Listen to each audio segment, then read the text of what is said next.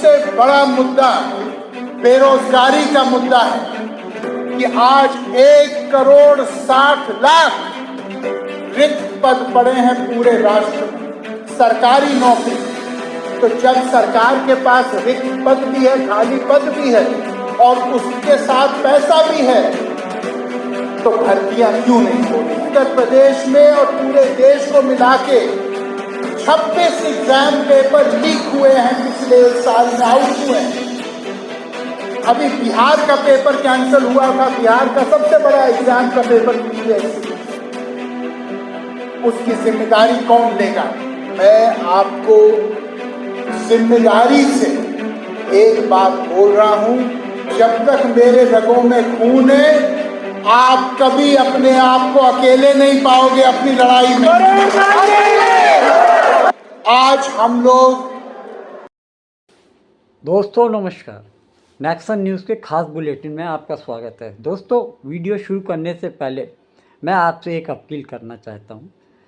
आपको मालूम होना चाहिए कि वर्तमान समय में पत्रकारिता करना कितना दुस्साहस का काम है। सरकार की आलोचना करना अब पहले जैसी बात नहीं रह गई है। अब की जो वर्तमान सरकारें हैं वो अपनी नीतियों की आलोचना सुनना पसंद नहीं करते हैं और ऐसे पत्रकारों या पत्रकारिता करने वाले संस्थानों पर टारगेट करके उनको परेशान किया जाता है। ऐसे में सही बात को जनता के सामने तक लाने के लिए हम लोग को काफ़ी दिक्कतों का सामना करना पड़ता है और इसकी आशंका बनी रहती है कि कब कोई उनके संस्थान पर सरकारी दबाव ना पड़ने लगे। तो ऐसे में आप लोग का सहयोगी हमारे लिए काफ़ी मनोबल बढ़ाता है। हम चाहते हैं कि आप अपने साथियों, सहयोगियों और जानने पहचानने वालों के साथ हमारा वीडियो सब्सक्राइब कराएं, लाइक करें, शेयर करें और उनको निष्पक्ष और निडर पत्रकारिता के क्षेत्र में सहयोग करने के लिए उत्तेजित करें। तो दोस्तों, आज हम बात करेंगे वर्तमान राजनीति के बारे में। दोस्तों, जिस तरीके से देश में ये देखा जा रहा है कि बहुत सारे लोग राजनीति में अपनी मोनोपोली बनाए हुए हैं, यानी कि जो बहुत सारे सीनियर नेता उम्र होने के बावजूद राजनीति में एक्टिव रहने की कोशिश में जुटे रहते हैं। वहीं पर कुछ ऐसे युवा नेता जो कि प्रतिभावान होते हुए भी उनको पार्टी या राजनीति में उचित जगह नहीं मिल पा रही है। ऐसे समय में देश में चुनिंदा नेता जो कि कांग्रेस, टीएमसी, समाजवादी पार्टी और भाजपा में ऐसे नेता हैं जिनको उनकी काबिलियत के बावजूद उनको जगह नहीं मिल पा रही है। ऐसे में एक नेता हैं जो कि युवा हैं, प्रतिभावान हैं और तेज तर्रार हैं। इस समय 44 साल की उम्र में उन्होंने राजनीति के बहुत सारे उतार चढ़ाव देखे हैं। जी हाँ, हम बात कर रहे हैं वरुण गांधी के बारे में। वरुण गांधी जो कि मेनका गांधी के बेटे हैं और मेनका गांधी सोनिया गांधी की बहू हैं। सोनिया गांधी के देवरानी हैं, और इंदिरा गांधी की छोटी बहू हैं। इंदिरा गांधी के 2 बेटे संजय गांधी और राजीव गांधी। राजीव गांधी बड़े बेटे और संजय गांधी उनसे छोटे बेटे। उनकी अकस्मात मौत, एक्सीडेंटल मौत हो जाने के कारण मेनका गांधी कुछ दिनों तक राजनीति के क्षेत्र से गायब सी रहीं। उसके बावजूद सोनिया गांधी और मेनका गांधी के बीच में आपस में तालमेल ना बैठ पाने के कारण मेनका गांधी ने भारतीय जनता पार्टी में अपनी जगह बनाई। मेनका गांधी भारतीय जनता पार्टी में केंद्रीय मंत्री भी रहीं। अटल बिहारी वाजपेयी जी के प्रधानमंत्रित्व के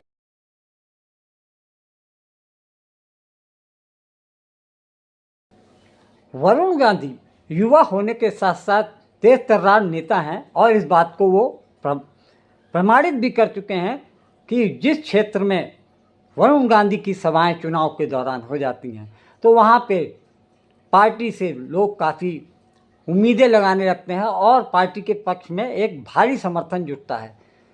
लगभग 24 साल के राजनीतिक कैरियर में वो 2 बार सांसद बन चुके हैं भारतीय जनता पार्टी के उसमें, और उनके भाषणों को लेकर जनता में काफ़ी समर्थन मिलता है। जिस तरीके से वो फायर ब्रांड भाजपा के नेता माने जाते हैं, लेकिन इसके बावजूद ये देखा जा रहा है कि 24 साल का कैरियर होने के बावजूद भारतीय जनता पार्टी में उनको कोई भी ऐसी जिम्मेदारी नहीं दी गई है जिससे कि लगता है कि एक प्रतिभावान और फायर ब्रांड नेता को उनकी मेहनत और उनकी योग्यता के हिसाब से उनको पार्टी में कोई जिम्मेदारी दी गई है। उन पे हमेशा एक यही चीज़ का दाग लगता रहा है कि वो पूर्व कांग्रेसी हैं, उनका खानदान कांग्रेस का है। मेनका गांधी पे भी यही आरोप लगता है कि हैं तो वो कांग्रेसी ही, चाहे वो 20-25 साल से भारतीय जनता पार्टी में काफ़ी मेहनत और अपने प्रतिभा के हिसाब से काफ़ी मेहनत करके पार्टी में अपना विश्वास प्राप्त करने की कोशिश कर रही हैं, लेकिन भारतीय जनता पार्टी ने उनके विश्वास और उनकी मेहनत का वो फल नहीं दिया जिससे कि लगे कि पार्टी उनको एसेट समझती है। पार्टी हमेशा उनको लायबिलिटी समझती है कि जिस तरीके से वरुण गांधी का जो उनकी योग्यता और उनकी प्रतिभा को नकारा जाता है, उससे साफ जाहिर होता है कि भारतीय जनता पार्टी में वरुण गांधी के साथ में न्याय होना मुश्किल है। उनको हमेशा एक आयातित कार्यकर्ता के रूप में माना जाता है कि वो भारतीय जनता पार्टी के हित में कभी नहीं रहेंगे। यही वजह है कि 20-25 साल के राजनीतिक कैरियर के बावजूद वरुण गांधी आज भी पार्टी में हाशिए पे रखे गए हैं। 2024 के चुनाव में उनको टिकट भी नहीं दी।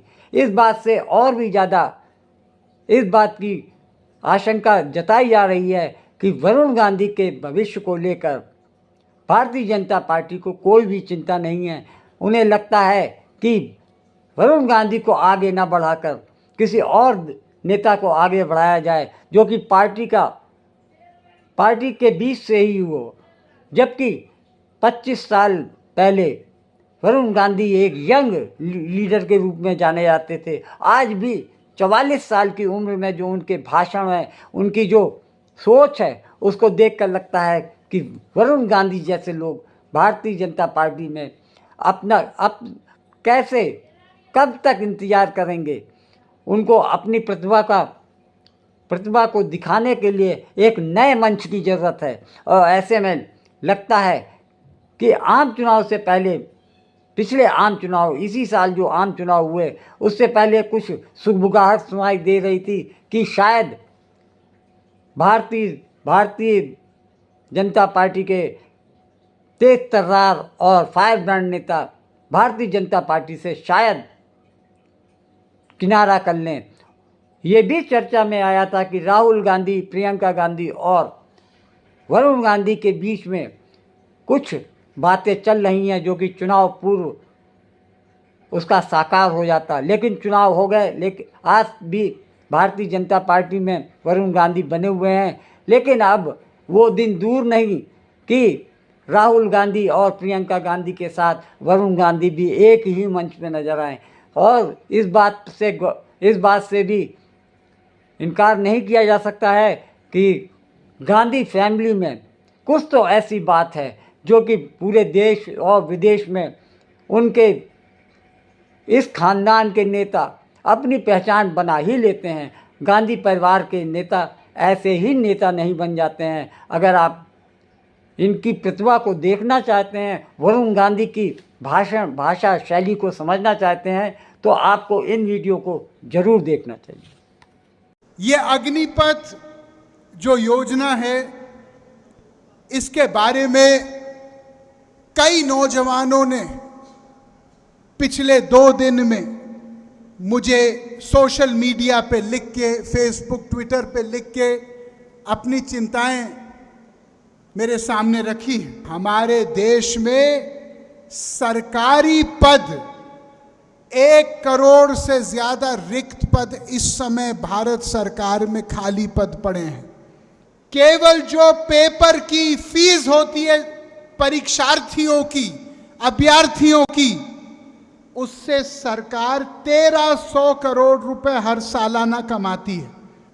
मैं प्रधानमंत्री जी से निवेदन करना चाहता हूं कि इससे पहले कि हम लोग 10 लाख नई नौकरियां बनाए, ये 1 करोड़ जो खाली पद हैं, अगर ये 1 करोड़ खाली पद ही हम लोग उनकी भरपाई करें तो लगभग 5 से 10 करोड़ लोग खड़े उठेंगे। ये अग्निपथ जो योजना है, इसके बारे में कई नौजवानों ने पिछले 2 दिन में मुझे सोशल मीडिया पे लिख के, फेसबुक, ट्विटर पे लिख के अपनी चिंताएं मेरे सामने रखी। हमारे देश में सरकारी पद 1 करोड़ से ज्यादा रिक्त पद इस समय भारत सरकार में खाली पद पड़े हैं।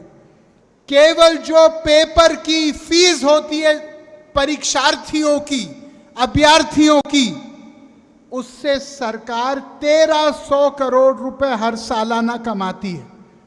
मैं प्रधानमंत्री जी से निवेदन करना चाहता हूं कि इससे पहले कि हम लोग 10 लाख नई नौकरियां बनाए, ये 1 करोड़ जो खाली पद हैं, अगर ये 1 करोड़ खाली पद ही हम लोग उनकी भरपाई करें तो लगभग 5 से 10 करोड़ लोग खड़े उठेंगे। यहाँ पे कि अपने मान सम्मान से समझौता नहीं करेंगे, हाथ उठा करो। अगर मान सम्मान से समझौता नहीं करोगे तो किसी चीज से डरो मत, किसी चीज से दबो मत। मैं जब यहां तक हूं और मेरे को हिलाने वाला आदमी अभी तक तो पैदा नहीं हुआ, कल पैदा हो जाए बाद की बात है। मेरे सारे लोग के ऊपर सुरक्षा कवच वरुण गांधी की है। और मैं कोई आदमी माइका लाल ये बोले हम अकेले हैं, जब तक यहां पे सीने में दम है, कोई आदमी या महिला यहां अकेले नहीं है।